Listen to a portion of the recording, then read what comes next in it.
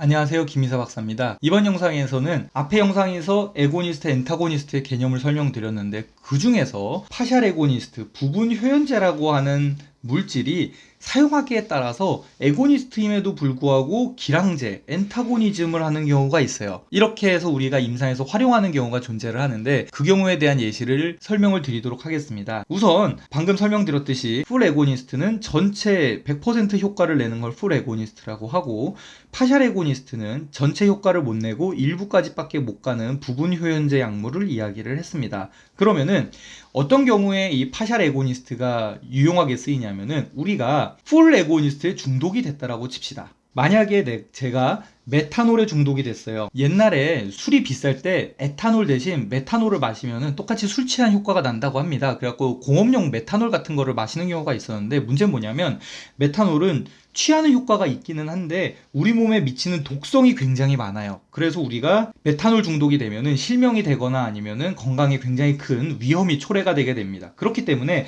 메탄올 중독이 되면 치료를 해야 돼요. 그런데 메탄올에 대한 엔타고니스트나 인버스 에고니스트가 있으면 해독제로 쓸 텐데 그렇지 않거나 아니면 마련이 잘 안 되는 경우가 많단 말이죠. 그런 경우에 우리가 에탄올, 술을 왕창 넣어주면은 급성으로 에탄올을 치료를 할 수 있는 원리에 대해 설명을 드리려고 합니다.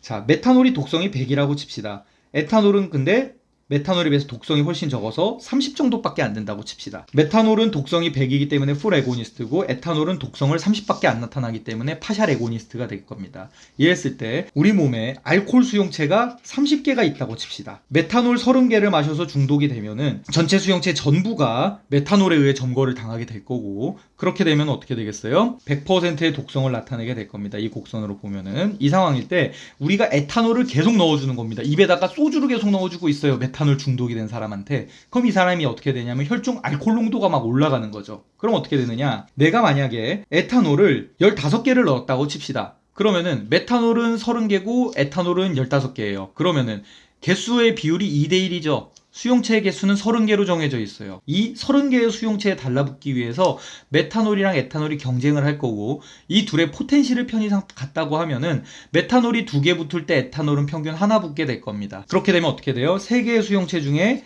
2개에는 메탄올이 있는데 하나의 수용체에는 에탄올이 있어서 독성이 100, 130이 되니까 전반적인 독성의 정도가 메탄올만 있을 때에 비해서 훨씬 줄어들게 되는 거죠. 만약에 에탄올의 개수가 30개까지 들어갔다. 그럼 1대1이 되니까 절반의 수용체 메탄올, 절반의 수용체 에탄올이 되니까 독성의 정도가 또 확 더 줄어들게 될 거고, 에탄올을 더더욱 많이 넣으면은 거의 모든 수용체에 에탄올이 붙어서 메탄올이 몸에 있기는 한데 수용체에 못 붙어서 작용을 못해서 메탄올로 인한 독성은 거의 없을 겁니다. 물론 그 대신 에탄올 중독, 마치 우리가 술 많이 먹으면 과음 상태인 엄청난 숙취를 경험하게 되겠지만 메탄올 때문에 심각한 부작용이 생기는 것만큼 우리가 급한 대로 막을 수 있게 되는 겁니다. 이걸 곡선으로 표현을 하면은 이게 처음에 메탄올만 들어가 있을 때 상태라고 생각하시면 돼요.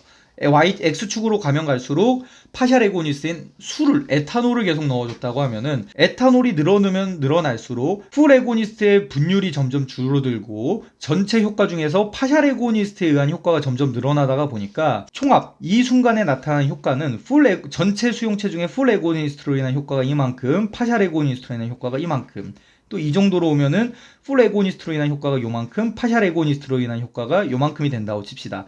그러면은 우리 몸이 결국 느끼는 전체 효과는 어떻게 됐어요? 풀이랑 파샬을 합친 이것 플러스 이것 값이 되게 될 겁니다. 그럼 어떻게 되느냐? 풀 에고니스트 곡선, 파샬 에고니스트 곡선, 요 둘을 합치면은 이러한 형태의 곡선이 나타나게 되고, 보시면 아시겠지만 파샬 에고니스트를 많이 넣으면 많이 넣을수록 전반적인 효과는 파샬 에고니스트 수준으로 떨어지면서 결론적으로 나타나는 효과가 줄어들게 되고, 이 효과가 만약에 독성 효과였다고 치면은 효과가 줄어든다는 소리는 독성 효과가 줄어들면서 우리 몸이 치료가 된다라고 하는 현상입니다. 그렇기 때문에 저는 메탄올, 에탄올의 예시를 들었고, 교과서적으로 많이 쓰이는 예시는 마약류인 멕사돈에 중독됐을 경우에 요 부프레놀핀 같은 파샬 에고니스트를 이용해서 이제 테이퍼링 하는 것들이 주로 나오는데, 저는 쉽게 이해하실 수 있도록 가장 직관적인 술, 알코올에 대해서 설명을 드렸습니다. 이번 영상이 도움이 되셨다면 여기 있는 구독 버튼이랑 아래에 있는 좋아요를 눌러주시면 저에게 큰 힘이 됩니다. 그리고 이쪽에서 더 많은 김이사 박사의 영상들을 만나보세요.